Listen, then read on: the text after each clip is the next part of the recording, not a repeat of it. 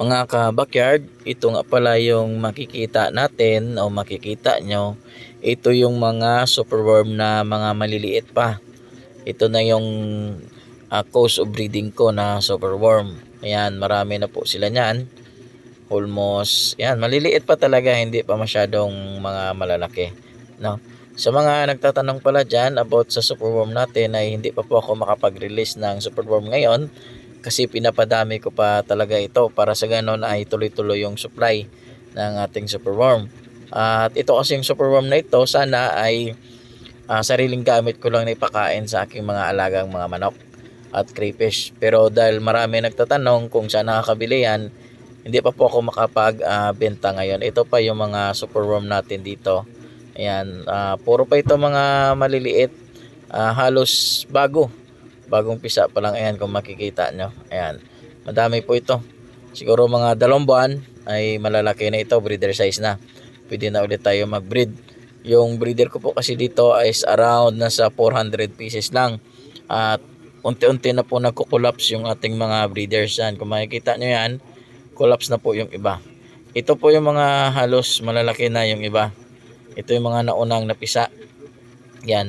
Yung ibang mga itim na yan, yung mga beetle na yan, yan na yung mga nag-collapse na po ng mga breeders natin na superworm. Ayan po mga kabakyard.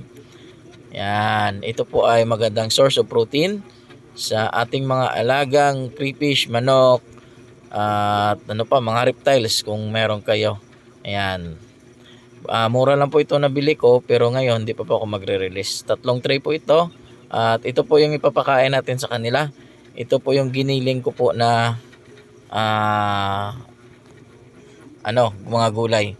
At ito naman po yung mga breeders natin. Kung makikita nyo, ganito po sila mag-mate sa kanilang mga partner. Ayan. Dito ko po ito nilalagay yung aking mga breeders ngayon kasi wala pa po akong malalagyan ng mga malalaki. Dito lang po muna sila. Ayan, ganun po sila mag-mating ating mga breeders. Ayan. Ganyan po mag-mating ang ating mga breeders. Ayan, yung iba dyan sa baba ay nangingitlog na rin. Sila ngayon ay dito lang. Ganyan, sila mag-mating. Siyempre, yung lalaki dyan sa taas, yung babae sa baba. Alam nyo na. Alam nga naman na sa taas yung yan. Tapos nilalagyan ko po ito ng gulay para source of water nila dito. Kung makikita nyo dito sa baba, yan, medyo marami na rin na-hatch dyan pero hindi na natin gagalawin dyan kasi mayroon pa dyan mga itlog, baka madisturbo din at saka mag-collapse yung mga itlog nila. Pero ayan, no, dahil sa katigasan ng ulo ko, talagang hinahanap ko kung meron. Yan, kung makita nyo yung magumagalaw na yan, yung iba dyan kasi kulay puti, ayan, yun, yan na po sila, yung mga maliliit natin na superworm. Ayan o, mga gumagalaw. Yung iba kasi dyan hindi pa natin makikita sa ating mata. Ayan. Yan mga kabakyard. Wali, ito pa, at saka ito. Ayan, ito yung mga iba na nag-collapse. Ayan, ay ito yung second batch natin na superworm. Ayan. Pag malalaki na to ng konti, mabot na ng 1 inches to 2.2 to 2 inches, pwede na natin pakain sa ating mga alagang manok.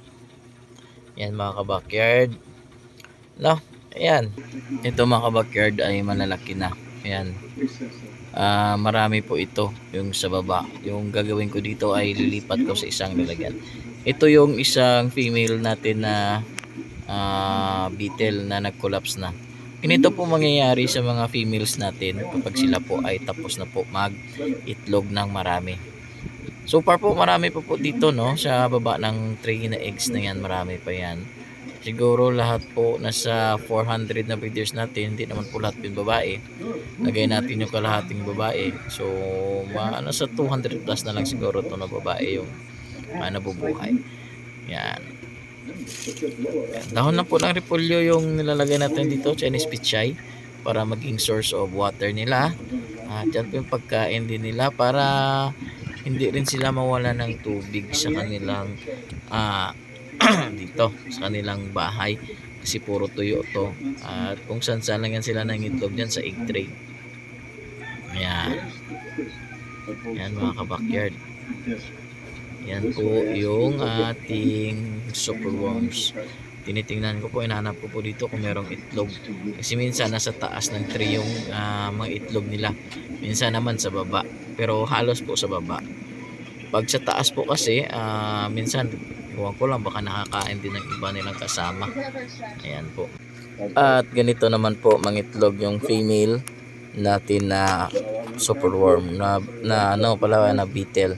Yan, kung makikita mo, naghahanap siya kung saan niya pwedeng ilagay yung kanyang itlog. Ayan, naghahanap din siya ng magandang spot kung saan ilalagay niya yung itlog na hindi madidisturbo. Ayan, naghahanap yan. Tapos kung saan siya mangitlog, doon na siya itlog ng maramihan. Ayan mga ka-backyard. Oh, naghahanap yan. Huwag ko ba kung bakit ganito sila mangitlog. Yan. After nyan, magka-crash na sila. Sa kakaalam ko, 500 eggs to 1,000 eggs yung kaya nilang iitlog sa isang female. After that, magka-crash na. Yung male yung pinakamatagal mamatay. Alright mga ka-backyard, hanggang dito na lang po yung ating usapan ngayon about sa superworm.